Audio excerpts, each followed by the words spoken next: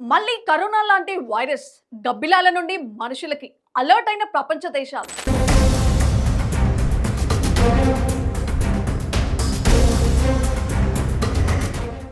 చైనాలో గబ్బిలాలు మరోసారి ప్రపంచాన్ని టెన్షన్ పెడుతున్నాయి. అత్యంత ప్రమాదకరమైన వైరస్ ని దాచిపెట్టే ప్రయత్నం చేస్తుంది చైనా. ప్రపంచాన్ని అల్లకల్లోలం చేసిన కోవిడ్ లాంటి వైరస్ అదే దేశంలో బయటపడడం ఆందోళనని గురిచేస్తుంది. చైనాలో అచ్చం కరోనా లాంటి మరికొత్త వైరస్ బయటపడింది. అదే స్పీడ్, అవే లక్షణాలు ఉన్న ఈ వైరస్ జంతువుల నుంచి మనుషులకి పాకే ముప్పున్నట్లు పరిశోధకులు గుర్తించారు.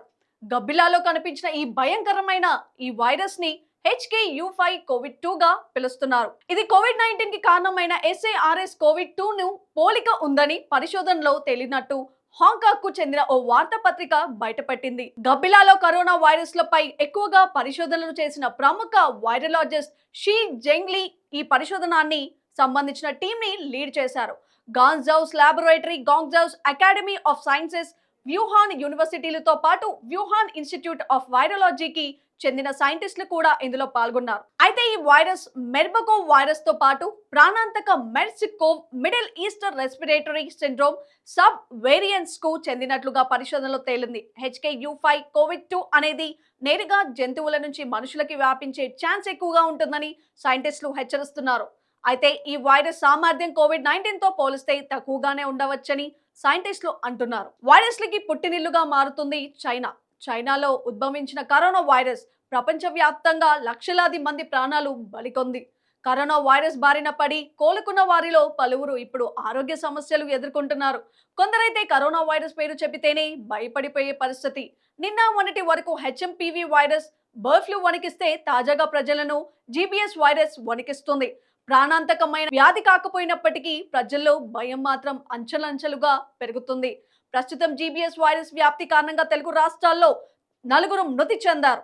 మహారాష్ట్ర, తెలంగాణలో విజృంభించిన GBS వ్యాధి ఇప్పుడు ఏపీలో చాప కింద నీరులా వ్యాపిస్తుంది.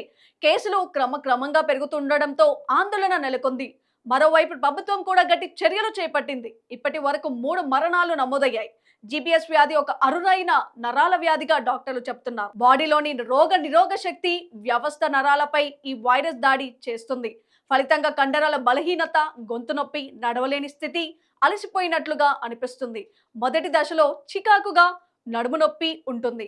పారాలిసిస్ మాదిరి పాదాలు, చేతులు, ముఖం నిశ్చేష్టంగా ఉంటుంది.